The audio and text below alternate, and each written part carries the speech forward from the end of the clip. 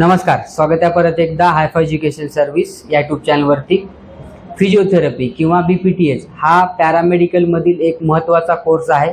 काही दिवसापूर्वी सेंट्रल गव्हर्नमेंटने अशी नोटीस काढलेली होती की फिजिओथेरपीला विदाऊट नीट ॲडमिशन घेता येईल म्हणून, पण महाराष्ट्र स्टेट जे आहे, महाराष्ट्र स्टेटकडून आणखी कसल्याही प्रकारचा अपडेट नाही। 2022 आणि 23 मध्ये जे BSc नर्सिंग आहे, BSc नर्सिंगचं ॲडमिशन सुद्धा नीटच्या बेसिसवरतीच होत होतं, पण ते चेंज करून BSc नर्सिंगची सेपरेट CET ठेवलेली होती। पण आता सध्या 3 मेला नीटची एक्झाम आहे। त्या अगोदर महाराष्ट्र गव्हर्नमेंटकडून कसल्याही प्रकारचा अपडेट नाही की फिजिओथेरपीसाठी सेपरेट CET आहे किंवा कुठल्या बेसिसवरती फिजिओथेरपीचं ॲडमिशन होणार आहे।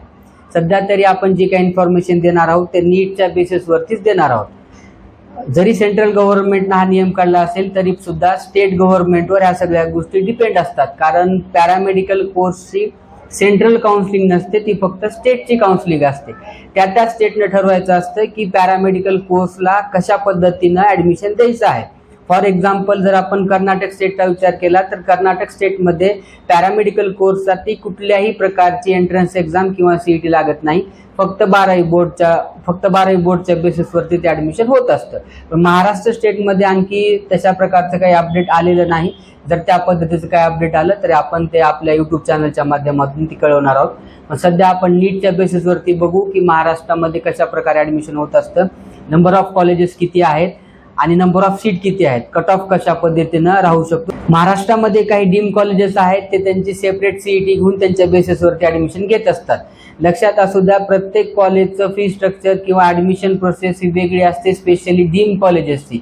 डीम कॉलेजेस जे आहेत, जे आपण नीटची एक्झाम देऊन CET सेलवरती रजिस्ट्रेशन करून जे आपण कॉलेजसाठी चॉईस फिलिंग म्हणा किंवा अप्लाय करत असतो, ते कॉलेज या काउन्सिलिंगमध्ये नसतात, त्यांची एक सेपरेट ॲडमिशन प्रोसेस असते। आपण जे इन्फॉर्मेशन देणार आहोत ते महाराष्ट्र स्टेटची जी CET सेलची काउन्सिलिंग आहे, त्या काउन्सिलिंगमध्ये कोणकोणते कॉलेजेस पार्टिसिपेट करतात आणि नंबर ऑफ सीट किती अवेलेबल आहे। जर आपण फिजिओथेरपी गव्हर्नमेंट कॉलेजचा विचार केला तर गव्हर्नमेंटचे फक्त 4 कॉलेजेस अवेलेबल आहेत महाराष्ट्र स्टेटमध्ये, 3 मुंबई आणि 1 नागपूर साईडला। याच्यामध्ये नंबर ऑफ सीट जे आहेत ते 108 सीट अवेलेबल आहेत।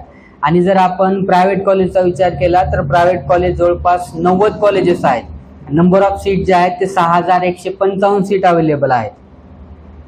यामध्ये at the time of counselling changes होऊ शकतो, म्हणजे नंबर ऑफ कॉलेजेस वाढू शकतात जसं प्रत्येक कोर्स वाढत असतात।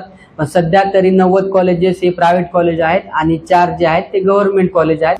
जर आपण कट ऑफचा विचार केला तर फिजिओथेरपी हा असा कोर्स आहे की जर तुमचा किती जरी कमी स्कोर असेल तर तुम्हाला एखाद्या कुठल्याही कॉलेजमध्ये ते ॲडमिशन मिळू शकतं महाराष्ट्र स्टेटमध्ये। पण जर आपण टॉप कॉलेजेसचा विचार केला तर त्या टॉप कॉलेजेसचा कट ऑफ जो आहे तो 250 प्लस जात असतो आणि कॅटेगरीचा जर विचार केला आपण तर 200 प्लस जात असतो। कुठल्याही स्कोरवरती तुम्हाला फिजिओथेरपीला ॲडमिशन मिळत असतं महाराष्ट्र स्टेटमध्ये। पण जर एखादं चांगलं कॉलेज जर तुम्हाला मिळालं फिजिओथेरपी या कोर्समध्ये तरच तुम्हाला पुढे चालून त्याच्यामध्ये काहीतरी फायदा होत असतो, अदरवाईज तुम्हाला ते ॲडमिशन घेऊन सुद्धा त्याचं बेनिफिट तुम्हाला मिळत नाही। अशा पद्धतीने फिजिओथेरपीचा अपडेट आहे। आणखी जर तुमचे काही याबद्दल डाऊट असतील तर तुम्ही कमेंट करू शकता।